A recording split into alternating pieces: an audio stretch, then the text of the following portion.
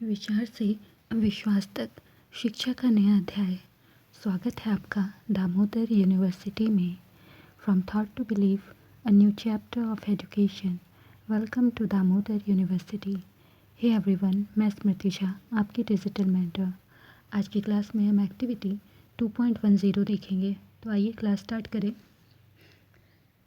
इस एक्टिविटी में क्या है, लिखता है let us see what is involved when water is mixed with acid और बेस। जब वाटर को एसिड और बेस के साथ में मिलाते हैं तो क्या होगा वो देखना है हमें। तो एक्टिविटी इसके लिए दी गई है, लिखा है take 10 millilitre water in a beaker. एक बीकर में 10 मिलीलीटर वाटर लेना है। Add a few drops of concentrated H2SO4 in it and swill the beaker slowly. उसके बाद इसमें हमारा कॉन्क H2SO4 कॉन्सेंट्रेटेड H2SO4 इसके के कुछ ड्रॉप्स इस वाटर में डालने हैं। Touch the base of the beaker. उसके बाद बीकर का जो बेस है आप उसको टच करोगे। Is there a change in temperature. क्या कोई टेम्परेचर में आपको चेंज फील होता है? क्या कोई गर्माहट फील होती है वहाँ पर, या फिर कुछ नहीं होता है? इज़ दिस एन एक्सोथर्मिक और एंडोथर्मिक रिएक्शन प्रोसेस। तो यहाँ पर अगर हीट जनरेट हो रही होगी तो एक्सोथर्मिक होगा, अगर हीट जनरेट नहीं हो रही होगी तो एंडोथर्मिक होगा। तो आपको बताना है कि ये एक्सोथर्मिक रिएक्शन है या फिर एंडोथर्मिक।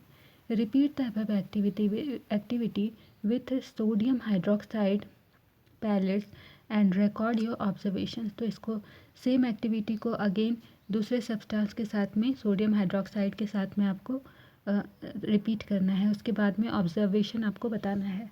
तो इसमें क्या होता है ये हम देखते हैं। The process of dissolving an acid और a base in water is a highly exothermic one. तो ये जो प्रोसेस है जिसमें हम क्या करते हैं, वाटर में हम एसिड को मिलाते हैं या फिर कोई बेस को मिलाते हैं, तो वहाँ पर एक हाईली एक्सोथर्मिक है, यानी कि हीट जनरेट होता है इस केस में। तो ये एक एक्सोथर्मिक रिएक्शन हो जाता है। यानी कि जब आप इसके जब बेस को टच करोगे, ये जो बीकर था, बीकर के बेस को टच करोगे तो ये हीट हो जाएगा, हीटेड फील होगा, आपको काफ़ी गर्म लगेगा। एक्सोथर्मिक रिएक्शन है। Care must be taken while mixing concentrated nitric acid and sulphuric acid with water. तो जब पानी में आप इन दोनों सब्सटेंसेस को मिलाते हो तो उसको बहुत ध्यान से आपको मिलाना पड़ेगा, अदरवाइज मिसहैपनिंग होने के चांसेस होते हैं। The acid must always be added slowly to water with constant stirring। तो एसिड को वाटर में जब आप मिलाओगे तो धीरे धीरे, काफ़ी स्लोली एक तो आपको एसिड को ऐड करना है, दूसरा उसको आराम से धीरे धीरे स्टिर करते करते चलाना है। और जब भी एसिड को मिक्स करना होगा वाटर में, तो वाटर में एसिड मिलाओगे, ना कि एसिड में वाटर डालने के लिए जाएंगे। ठीक है। If water is added to a concentrated acid, the heat generated may cause the mixture to splash out and cause burns। तो यहाँ पर वही लिखा है कि अगर आप वाटर, किसी भी कॉन्सेंट्रेटेड एसिड में अगर आप वाटर डायरेक्टली ऐड करने जाएंगे तो इस केस में क्या होगा कि सडनली आपका हीट जनरेट हो जाएगा मिक्सचर में, और इस वजह से आपको जो हीट जनरेट होगा तो वो जो सब्सटेंस है वो आपका बीकर से बाहर आ सकता है और आपको काफ़ी सीवियर बर्निंग का झेलना पड़ सकता है। द ग्लास कंटेनर में ऑल्सो ब्रेक। ग्लास का जो ग्लास कंटेनर है वो भी टूट सकता है due to excessive local heating. मतलब इतना ज़्यादा हीट हो जाता है कि आप उसको संभाल नहीं पाओगे, ग्लास भी टूट सकता है। जिस सब्सटेंस में, जिसमें आपने रखा हुआ है, जिसमें आप मिक्सिंग कर रहे हो, वो भी टूट सकता है। Look out for the warning sign. तो यहाँ पर ये जो साइन है, ये वार्मिंग साइन दिया हुआ है। On on the can of concentrated sulphuric acid and on the bottle of sodium hydroxide pellet. तो यहाँ पर जब आप कॉन्सेंट्रेटेड सल्फ्यूरिक एसिड या फिर सोडियम हाइड्रोक्साइड पैलेट जब लेते हो तो वहाँ पर ये साइन आपको दिखेगा। यहाँ पर आपको काफ़ी ध्यान से इन दोनों चीज़ों को ऑपरेट करना है। मिक्सिंग एन एसिड और base with water results in decrease in the concentration of ions. तो जब आप किसी भी एसिड या बेस में जब पानी मिलाते हैं तो क्या होता है, उसका कॉन्सेंट्रेशन जो होता है वो डिक्रीज हो जाता है। इस वजह से जो आयंस होते हैं, आयंस पर यूनिट वॉल्यूम में थोड़े डिक्रीज हो जाते हैं। यहाँ पे वही लिखा हुआ है Mixing an acid or base with water results in decrease in the concentration of ion per unit volume. Such a process is called dilution and the acid और the base is said to be diluted. तो ये process जहाँ पर water हम लोग mix करते हैं, जहाँ पर हम एसिड में वाटर मिक्स करते हैं, इस प्रोसेस को हम लोग कहते हैं डाइल्यूशन. और जो एसिड है जिसमें कि हमने वाटर मिक्स किया है या फिर जो बेस है जिसमें हमने वाटर को मिक्स किया है उसको कहते हैं डाइल्यूटेड एसिड या फिर डाइल्यूटेड बेस. तो आपने यहाँ पर सीखा कि डाइल्यूशन क्या होता है, डाइल्यूटेड एसिड क्या होता है, डाइल्यूटेड बेस क्या होता है. हम जब भी किसी भी एसिड को या बेस को डाइल्यूट करना चाहते हैं तो क्या करते हैं, वाटर लेते हैं और वाटर में धीरे धीरे ड्रॉप वाइज हम लोग स्टिर करते हुए एसिड को या फिर बेस को डाइल्यूट करते हैं. क्योंकि ये एक बहुत ही हीट मतलब एक्सोथर्मिक प्रोसेस है. ये यहाँ पर जो रिएक्शन होता है दोनों का वाटर के साथ में एक्सोथर्मिक रिएक्शन होता है. तो यहाँ तक आपने सीखा कि क्या क्या होता है एसिड और बेस को वाटर में मिलाने से. अब हमारे पास में कुछ क्वेश्चंस हैं, इन क्वेश्चंस को हम देख लेते हैं. फर्स्ट क्वेश्चन है why do HCl, HNO3 etcetera show acidic characters in aqueous solution. तो ये एक्वस सॉल्यूशन में एसिडिक कैरेक्टरिस्टिक क्यों शो करते हैं. While solutions of compounds like alcohol and glucose do not show acidic characters. तो हमारे पास में कुछ कंपाउंड्स हैं जैसे अल्कोहल है, ग्लूकोज है, ये हमारा एसिडिक कैरेक्टर शो नहीं करते हैं. क्यों नहीं करते हैं, आइए देखते हैं इनके आंसर्स. तो आंसर है the dissolution of HCl and HNO3 to form hydrogen ion always occur in the presence of water. तो यहाँ पर ये दोनों जो है वाटर के प्रेजेंस में ये दोनों हमारा आयन्स प्रोड्यूस करते हैं. Hydrogen ion combine with H2O to form hydronium ions. तो हाइड्रोजन आयन H2O के साथ कंबाइन करके हाइड्रोनियम आयन प्रिपेयर करते हैं.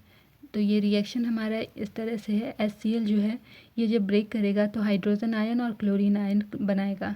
फिर हमारा हाइड्रोजन आयन जब वाटर के साथ में रिएक्ट करेगा तो ये हमारा H3O आयन यानी हाइड्रोनियम आयन बनाएगा.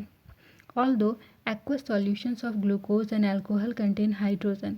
तो हमारा जो ग्लूकोज और अल्कोहल का एक्वस सॉल्यूशन है इसमें हाइड्रोजन प्रेजेंट रहता है. This can not dissociate in water to form hydrogen ions. तो ये हमारा वाटर के साथ डिसोसिएट नहीं हो पाता है, इस वजह से इसमें हाइड्रोजन आयन नहीं बनते हैं. Hence they do not show acidic characters. और इस वजह से ये एसिडिक कैरेक्टर्स शो नहीं करते हैं. क्वेश्चन नंबर 2 कहता है why does an aqueous solution of an acid conduct electricity. तो किसी भी एसिड का एक्वस सॉल्यूशन इलेक्ट्रिसिटी क्यों कंडक्ट करता है. तो आंसर है acids dissociate in aqueous solution to form ions. तो हमारा जो एसिड्स है वो एक्वस सॉल्यूशन में डिसोसिएट हो जाता है, आयन्स प्रिपेयर करता है. तो these ions are responsible for conduction of electricity. और ये जो आयन वहाँ पर आयन जो डिसोसिएट होता है इस वजह से क्या होता है, इलेक्ट्रिसिटी का कंडक्शन यहाँ पर पॉसिबल हो पाता है. क्वेश्चन नंबर 3 कहता है why does dry HCl gas not change the colour of the dry litmus paper. तो dry HCl dry HCl gas not change the colour of dry litmus paper. तो dry HCl gas हमारा dry litmus paper का colour क्यों नहीं change कर पाता है. तो आंसर है colour of the litmus paper is changed by the hydrogen gas. Litmus paper का कलर कैसे चेंज होता है, हाइड्रोजन आयंस के थ्रू ये चेंज होता है. Dry HCl gas does not contain hydrogen ions. तो ड्राई HCl में हाइड्रोजन आयंस प्रेजेंट नहीं होते हैं. It is only in the aqueous solution that an acid dissociates to give ions. तो ये कब होगा, जब हमारे पास में एक्वस सॉल्यूशन होगा. बिना एक्वस सॉल्यूशन के हमारे हाइड्रोजन आयंस नहीं बन सकते हैं. Since in this case neither HCl is in the aqueous form nor the litmus paper is wet. तो इन दोनों केसेस में ना ही HCl हाइड्रोक्लोरिक एसिड में हमारा एक्वस फॉर्म में है और ना ही हमारा लिटमस पेपर जो है वो भींगा हुआ है. therefore the color of the litmus paper does not change. इस वजह से आयन का फॉर्मेशन हुआ ही नहीं और इस वजह से हमारा लिटमस पेपर का कलर भी चेंज नहीं हो पाया. क्वेश्चन नंबर 4 कहता है while diluting an acid why is it recommended that the acid should be added to water and not water to acid? तो हम जब डाइल्यूट कर रहे हैं एसिड में पानी, जब इस डाइल्यूट एसिड को जब डाइल्यूट करते हैं तो हमें कहा जाता है कि हमें वाटर में एसिड डालना है, ना कि एसिड में वाटर। ऐसा क्यों? हमने अभी तुरंत रीज़न देखा था इसका। तो आंसर देख लेते हैं। आंसर क्या है? Since the process of dissolving an acid in water is exothermic. तो हमारा ये जो प्रोसेस होता है एसिड में वाटर मिलाने का, ये क्या है? एक्सोथर्मिक रिएक्शन होता है।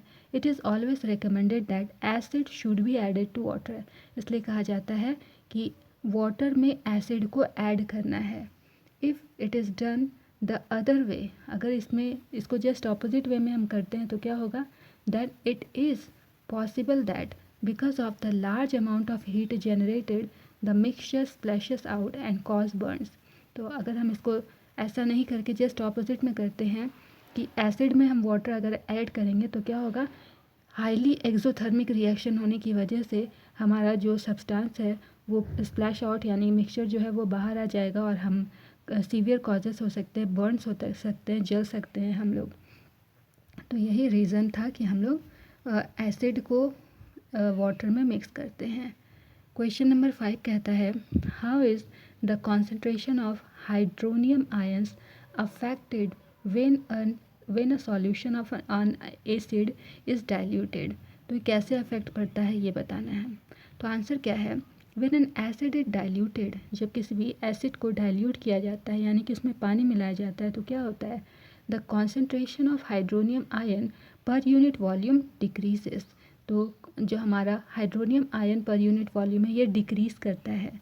This means that the strength of the acids decreases. इसका मतलब क्या है? कि एसिड का स्ट्रेंथ जो है वो डिक्रीज होता है। क्वेश्चन नंबर 6 कहता है, how is the concentration of hydroxide ion affected when excess base is dissolved in a solution of sodium hydroxide? तो हमारा एक्सेस बेस अगर हम ऐड करेंगे तो हमारा हाइड्रोक्साइड आयन पर क्या इफ़ेक्ट पड़ेगा ये आपको बताना है। तो आंसर है the concentration of hydroxide ion would increase. तो इस केस में हाइड्रोक्साइड आयन का कॉन्सेंट्रेशन में क्या हो जाएगा? इंक्रीज हो जाएगा। When excess base is dissolved in a solution of sodium hydroxide. तो जब हम इसमें क्या करेंगे? एक्सेस बेस डिजॉल्व करेंगे तो हमारा कॉन्सेंट्रेशन हाइड्रोक्साइड आयन का इंक्रीज हो जाएगा। तो ये था हमारा क्वेश्चन नंबर 6 का आंसर। तो मेरे प्यारे बच्चों, आज की क्लास को हम यहीं तक रखते हैं। कोई भी डाउट हो तो हमारे DU के कमेंट सेक्शन में आप अपना सवाल ज़रूर पूछें। मैं हर एक लर्नर को रिप्लाई देने की कोशिश करूँगी। Okay then, keep learning, keep growing only at DU। मिलते हैं अगली क्लास में एक नए टॉपिक के साथ। Bye bye.